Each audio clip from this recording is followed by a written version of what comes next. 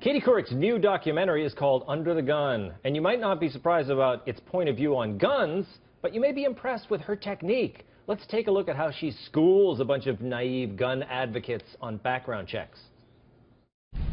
Let me ask you another question. If there are no background checks for gun purchasers, how do you prevent felons or terrorists from purchasing a gun?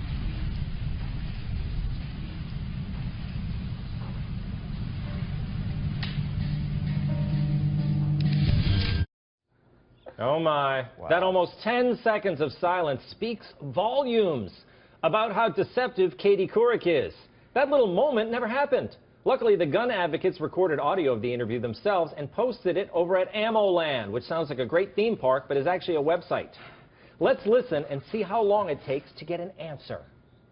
How do you prevent felons or terrorists from walking into, say, a licensed gun dealer and purchasing a gun? Well, one, if you're not in jail, you should still have your basic rights, and you should go buy a gun. So if you're a terrorist or a felon? If you're a felon and you've done your time, you should have your rights. Well, the fact is we do have statutes, both at the federal and state level, that prohibit classes of people from being in possession of firearms. As you can hear, these people were practically falling over each other to get their answers in. In fact, they wouldn't shut up. There's 4 minutes of back and forth before Katie's able to even ask her next question. So, what have we learned here? I hope nothing. You should know by now, documentaries are not news, they are propaganda. They're not a great place to learn anything, more like a place to enter with a closed mind and get emotional at. Kind of like college. Baker, why lie?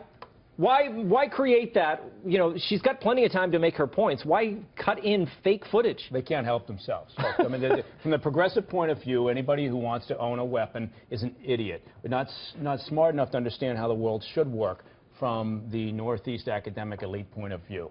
So it doesn't surprise me at all. Hopefully it doesn't surprise people out there that this is how these things get cobbled together.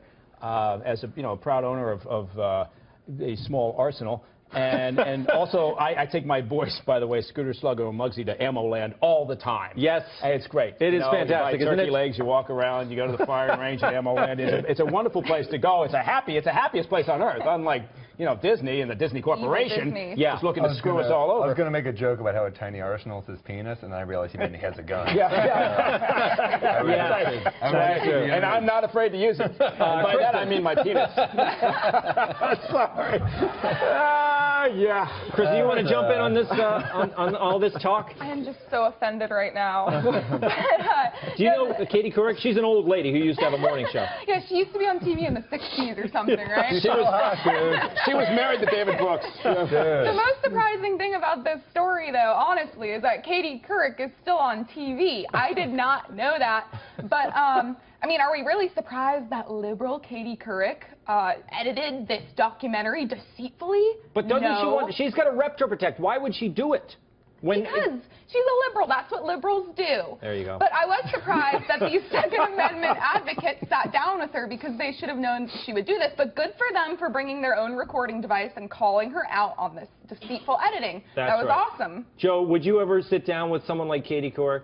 Oh, yeah, I'd sit down and have a conversation, but I would bring my recorder as well, because I'll tell you what, you could have had some fun with the next answer. The first answer made a lot of sense about people who serve their time should get their rights back, but the second answer that we didn't get to was that if people, what law has ever prevented people from committing crimes? Yeah.